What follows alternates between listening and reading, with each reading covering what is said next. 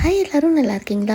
யூஸ்வலாக உள்ள சன்னா மசாலா மாதிரி இல்லாமல் கொஞ்சம் டிஃப்ரெண்ட்டாக நிறைய வெஜிடபிள்ஸ்லாம் போட்டு ஒரு டிஃப்ரெண்ட்டான சன்னா மசாலா ரெசிபி பார்க்கலாம். அதுக்கு மிக்ஸி ஜாரில் 2 பெரிய வெங்காயம் கட் பண்ணி சேர்த்துக்கோங்க, 10 பல் பூண்டு, ஒரு துண்டு இஞ்சி சேர்த்துக்கோங்க, 3 பழுத்த தக்காளியாக சேர்த்துக்கோங்க, மீடியம் சைஸ் தக்காளி சேர்த்துக்கோங்க. அதுக்கப்புறம் 1 டீஸ்பூன் தனி மிளகாத்தூள், அதுக்கப்புறம் 2 டீஸ்பூன் மல்லித்தூள் சேர்த்துக்கோங்க, அப்புறம் 1/2 டீஸ்பூன் கரம் மசாலா தூள், அப்புறம் 1/2 டீஸ்பூன் சீரகத்தூள் சேர்த்துக்கோங்க, அப்புறம் கொஞ்சமாக கசூரி மேத்தி லீவ்ஸ் சேர்த்துக்கோங்க. இது எல்லாத்தையுமே நல்லா ஃபைன் பேஸ்ட்டாக அரைச்சி எடுத்துக்கணும்.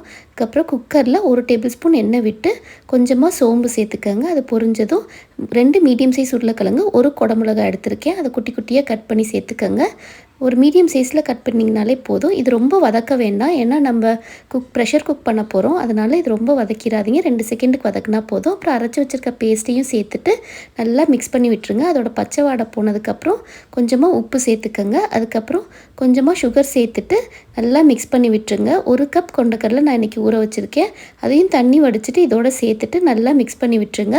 நான் இன்றைக்கி கிரேவி கன்சிஸ்டன்சியில் தான் வைக்க போகிறேன், அதனால் 1 கப் அளவு தான் தண்ணி சேர்த்துருக்கேன். உங்களுக்கு குழம்பு கன்சிஸ்டன்சி வேணும்னா 2 கப் தண்ணி ஊற்றிக்கோங்க, கரெக்டாக இருக்கும். நல்லா மிக்ஸ் பண்ணி விட்டுட்டு குக்கரை க்ளோஸ் பண்ணிவிட்டு 7 விசிலுக்கு ப்ரெஷர் குக் பண்ணிக்கோங்க.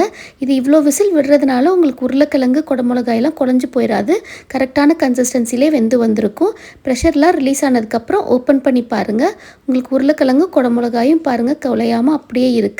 கொண்டக்கடலையும் உங்களுக்கு நல்லா சூப்பராக வெந்து வந்திருக்கும். நான் இப்போ ஒன்று எடுத்து காமிக்கிறேன் பாருங்கள், சூப்பராக வெந்து வந்திருக்கு. அவ்வளோதான் சூப்பரான mixture with chana masala ready.